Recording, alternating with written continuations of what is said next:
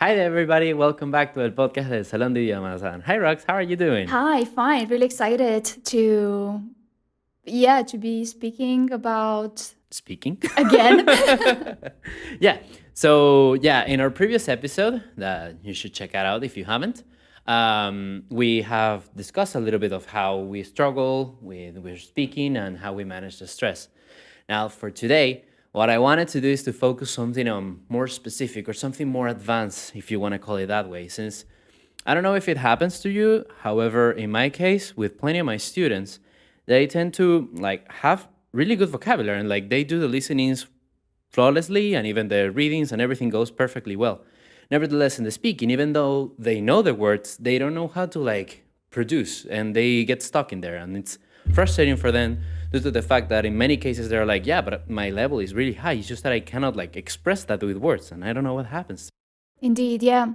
I think it's double fold. On the one hand, you're nervous because you have to produce something, so it's like an oral production. And on the other hand, it does have to do with the ability of not just coming up with something, but also conveying that specific something. So cohesion, coherence, and vocabulary play a really important role there. And it's not that easy. I mean, you can be used to speaking in public, but perhaps you're not that used to coming up with whatever, like a topic and coherent speech. So then that's a different thing as well. Yeah, correct. Absolutely. Actually, in one of my cases, I had a student that was actually really, really sad due to the fact of that.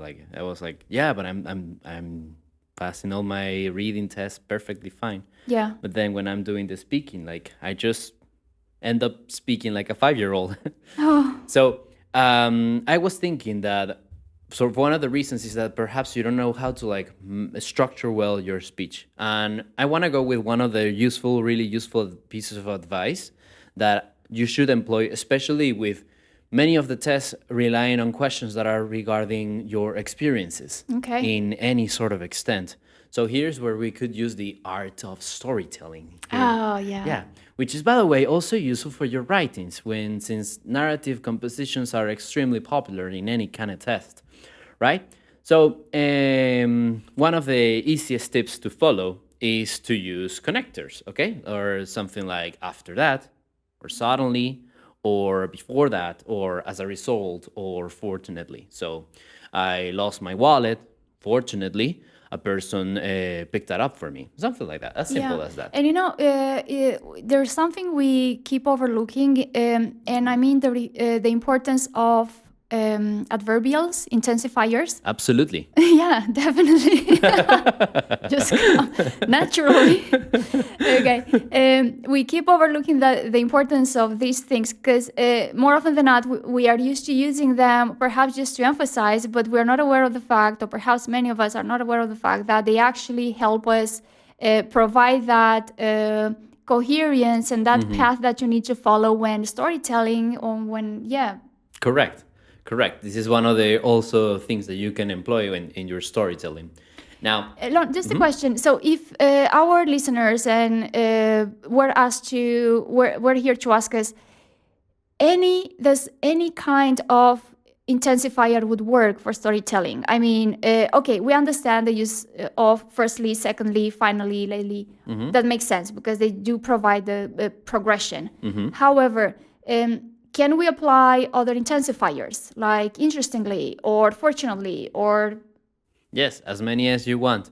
As a matter of fact, there is a really cool trick that, remember, you can turn any adjectives into adverbs by just adding ly. So you can say it was beautifully decorated. You see, something as simple as that, and it works wonders. Yeah, It's really useful. that's a really good one. Yeah, and now, do you think that learners struggle with creating these structured storylines?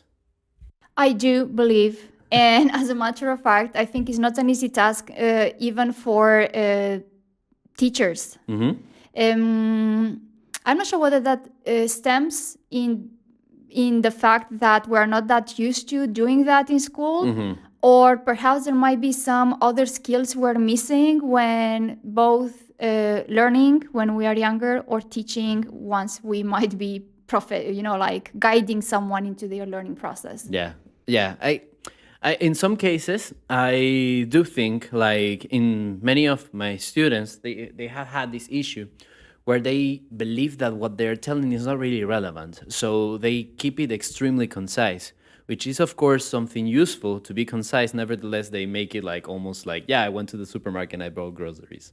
I was like, yes, Definitely. of course, that might not be the most interesting story out there. Nevertheless, you're telling me something that is meaningful. And of course, here we're testing your English, we're I not know. testing like, However, I may dare to go a bit farther, and perhaps I might just make a mistake. But I got the feeling that this lack of mastery of storytelling doesn't refer only to English. correct. Where did you actually know how to tell a story in your mother tongue? It wouldn't be that difficult either to do it in a second language like English, because in the end, it's just translated. Even though translations might not be that, like loyal to the original meaning, but you have that impulse. So if you don't have that impulse in English, it might prove as well that you don't know how to do it either in your mother tongue. Absolutely. Yeah, correct. And to my mind, there is a really useful trick that you can use here in order to make this a little bit more seamless, which is the STAR method. I don't know if you have heard of it. It rings a bell, but right now I don't know exactly what that star Okay. stands for. So STAR stands for situation, task, action, and result. Okay. So this is kind of like a useful order that you can use every single time you are telling a story, so it's cohesive and it's coherent. So you start with the situation, like I was on a trip to Paris. Okay. What is the task? Like, what was the purpose for you to be in this situation? I wanted to explore all the different museums. Okay. What are the actions? Okay, like what did you do to do this task? So I took the subway. I also went to a couple of cafes or something along those lines. Okay. And then there's the result. What did you get from this experience? Like, why are you telling me this story in the first place? So in the end, you could say something like, I ended up loving Paris and I want to move to France next year, something like that. Okay. Oh, it looks So, like really yeah, yeah, interesting. yeah. I mean, you don't have to, and it actually helps as well with what we talk in a previous podcast with Correct. improvisation. Yes, It really absolutely. helps. Yeah. Because of course you're still improvising. Nevertheless, you still have like somewhat of an order, so you know what to expect, or you know what you are going to say next, or when you're not going to repeat yourself. Like, oh, I have already mentioned the task, so I don't have to go back to there, and then you know what you're going to do in the end. I see. Well, it's a really good method, both for improvising and for following a strategic order. And yeah, perhaps we do have to, like use signposting when providing these steps. Correct. Yes, and of course these are all the connectors that are following each step of the star to make it all as one coherent and cohesive story. Yes. Would you believe that? Okay, so connectors and linkers are pretty useful, as well as intensifiers, as we previously said. What would you use more, connectors or adverbials? Um, I completely consider that depends on what you're focusing more on. Nevertheless, I suppose that I could go with connectors, since it usually explains like the cause and effect in case of something like since, due to the fact that, I given see. that, and so on. Yeah. Now, as you well said, that depends on the context, because if you were to write a very high level and really formal kind of writing, connectors work really well. However, if it's something of a more, I don't know, like personal story, which by the way, it's a pretty common type of writing that you can encounter in official exams, Yeah. like a narrative story, connectors do work, but not as many, because they might be a bit more too formal for the narration you have to convey. So perhaps let's not gloss over some adverbials. Like some specific expressions meaning time, right? Correct. Like right Yeah. after that, or I don't know, all of a sudden. Yeah, I guess they are just adverbials, but not intensifiers. And if you want to add some razzle dazzle, you can say at the drop of a hat or something like that. At the drop of a hat. That's really good. So just using, like idioms which refer to it. Yeah. Now, let's go with something else that helps, especially with this storytelling, as well as some more advanced techniques, especially again when you want to explain an entire idea, which is just you have to paint a picture with whatever you're saying. I believe that's also extremely useful. Being able to use nouns and metaphors and all of that in your speech is going to, of course, highlight your performance, don't you think? For sure. Yeah. And as it happens, we do have this specific lesson in our courses online, which is the decorative elements for the narrations and descriptions, if I'm not mistaken. And well, it's pretty visual on our platform. However, it does focus on specific techniques that you need to use when want to convey or want to picture something or conjure something up with words. And one of them, I'm not sure whether you have it in your list, but one of them that I believe it's really useful is resorting to your senses. Yes, absolutely. Yes, absolutely. That's the 5 senses method, actually. Yeah. So every time you are like telling a story, in this case, you can use all the 5 senses in order to, again, paint the whole picture. So for instance, you could say, I don't know, I went to a coffee shop that was small, okay, but it was cozy, filled with a rich aroma of just brewed coffee, something like that. Yeah, definitely. And I think it really helps, especially at the beginning or when you're starting to, like, following the lines of STAR method, which you actually just talked about a couple of minutes ago. Was it the second step or the third step when you said what you did? That is the action. That is the third step. The third one. Okay, so I believe it works really well to, like provide the context. Correct. Exactly. Correct.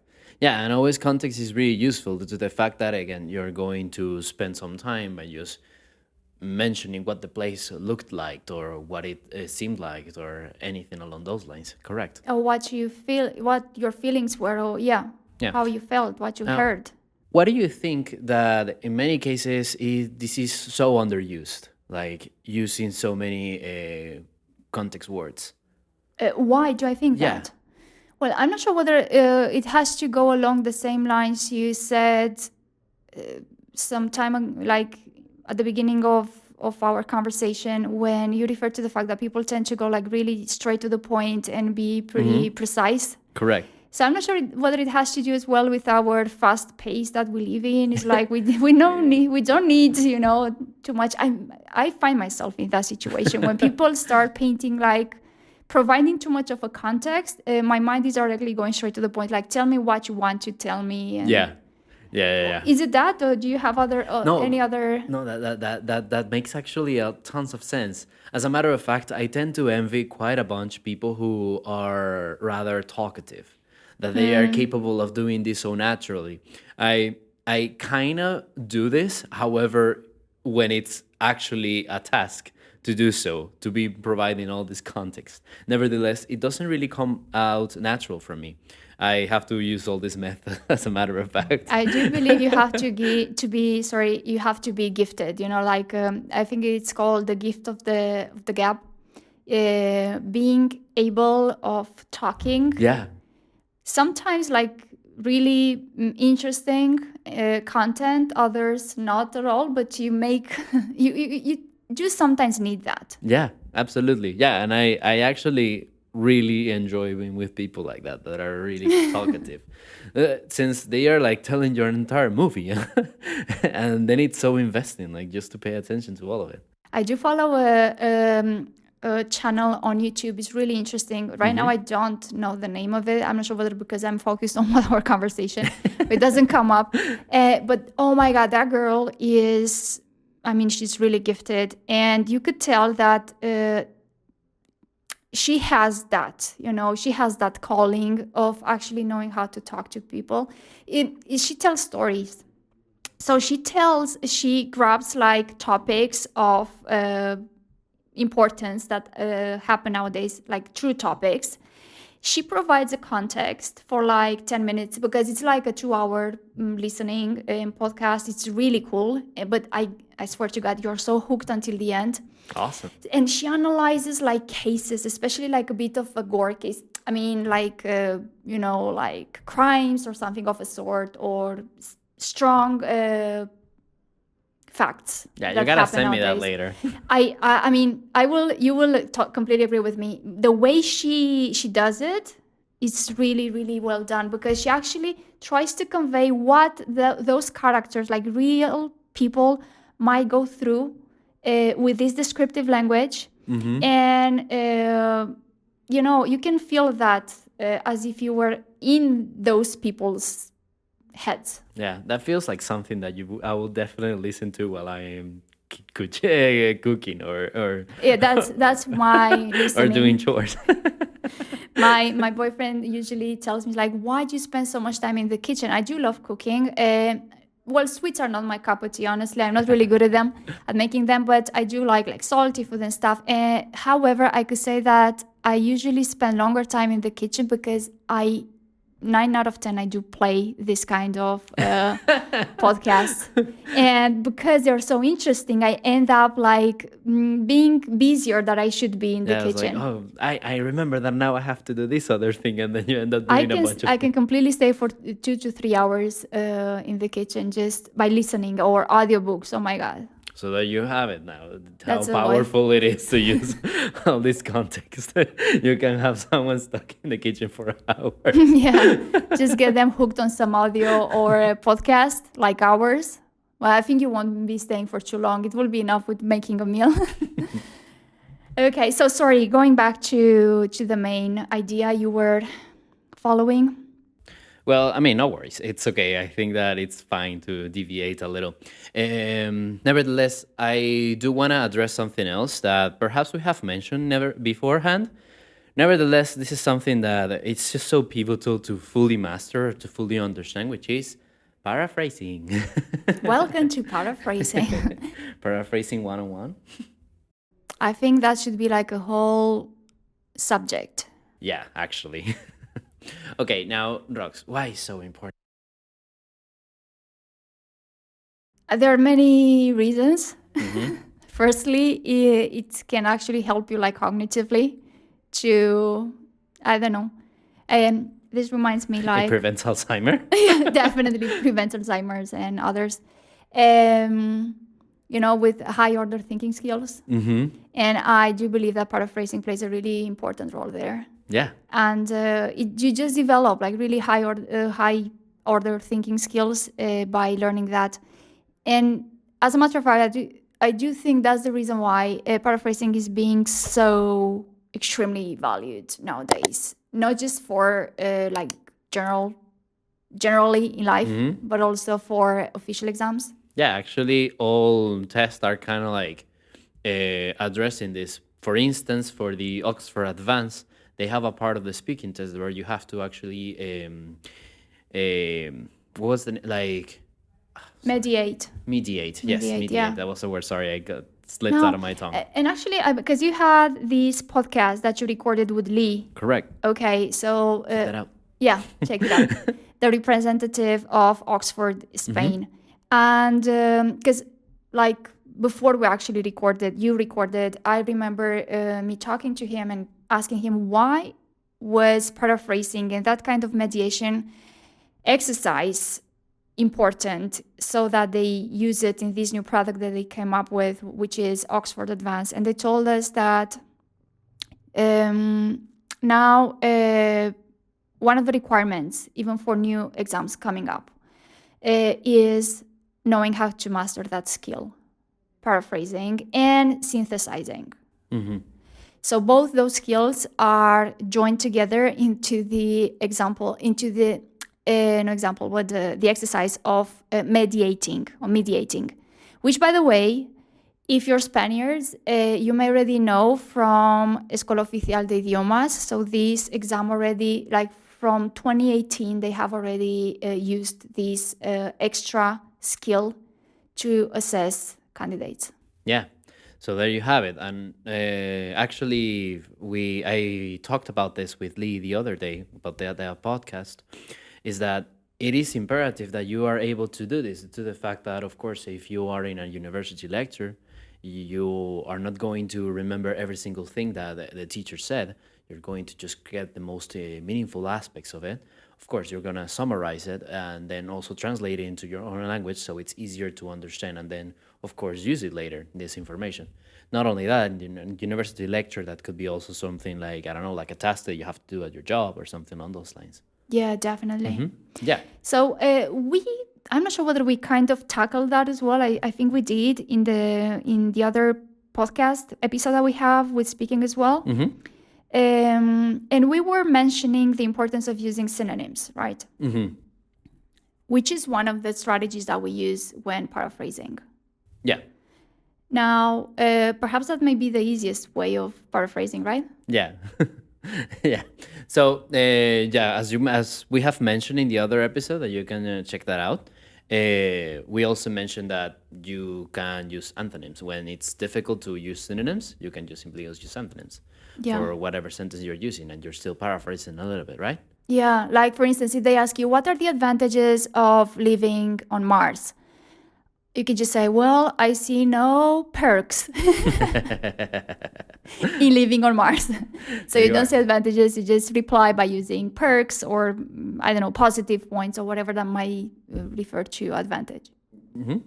Now, just to keep it clear, for something is also pivotal to point out is that usually everybody is a little bit overwhelmed when they are not completely capable of paraphrasing an entire sentence. So don't stress out, just start one word by word. You can say, this book is very interesting. Well, this book is quite captivating, okay? Something like that. Yeah, so right? If it doesn't come captivating, you could just say, this book is not boring.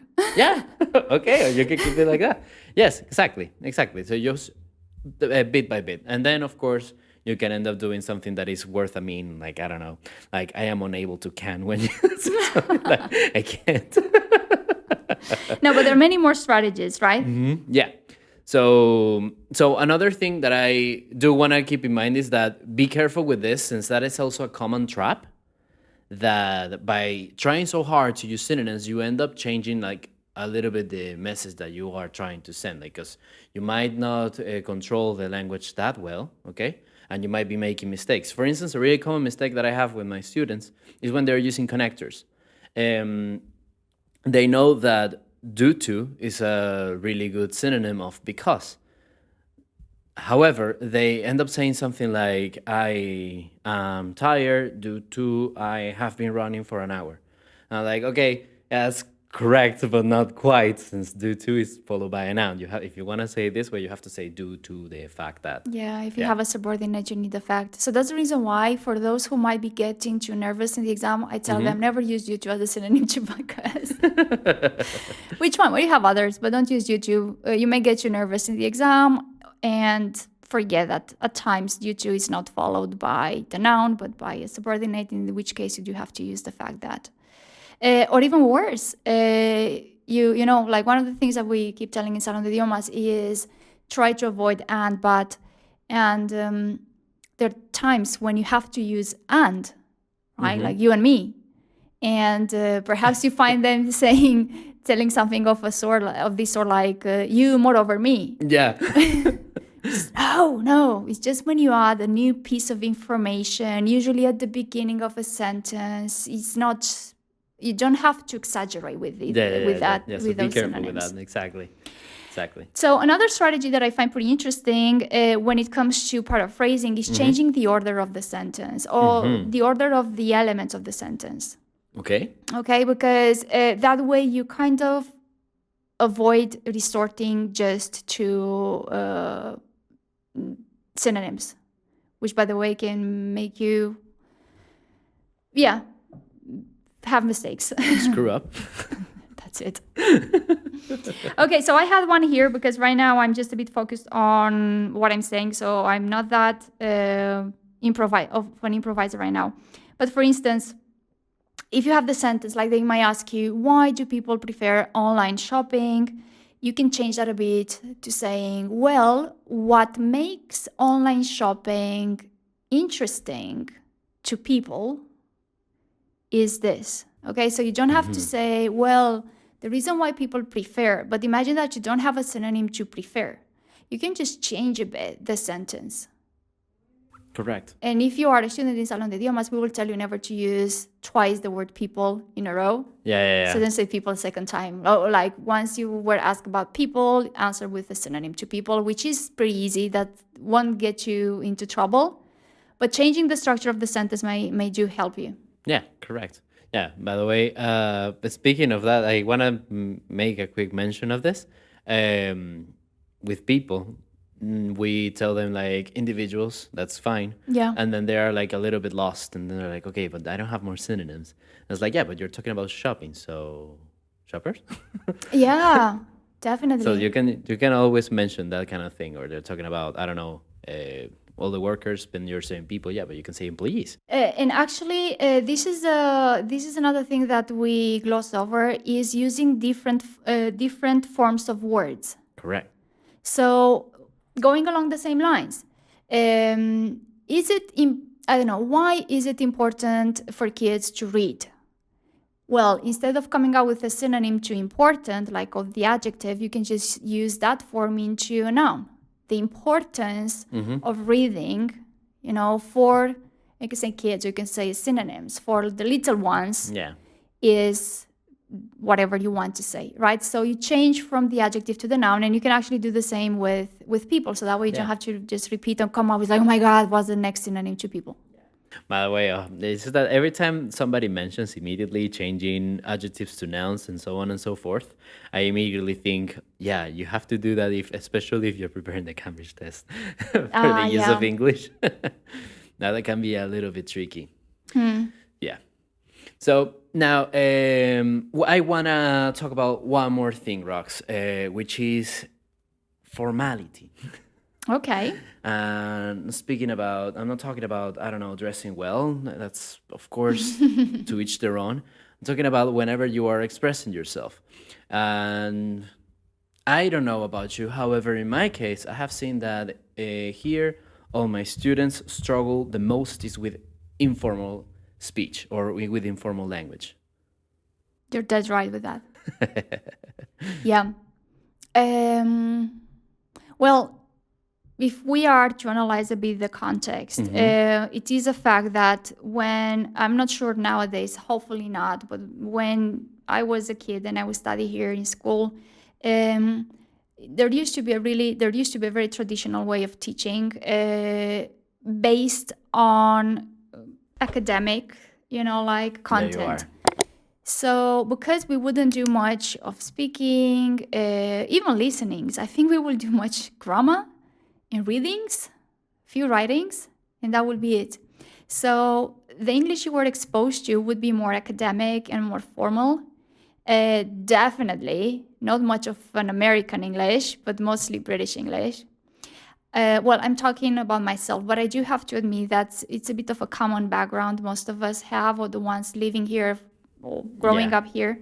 So that may account for that lack of more collocation and, like more informal language. Plus that in schools, like here in Salón de Idiomas, because we are that focused on preparing for official exams, and not only, but for official exams, formal language is highly praised. Yeah, that is something like, for me, it's a little bit challenging to strike a balance between these two.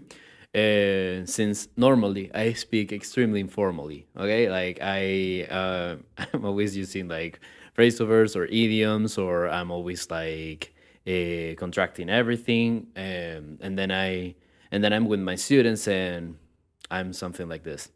So I gotta tell you that the new the new synonym that you gotta use is however, and they're like, yeah, what is gotta? What is that? It's like, oh yeah, sure. Sorry. I have to tell you. Or I got to tell you. I think I said this once.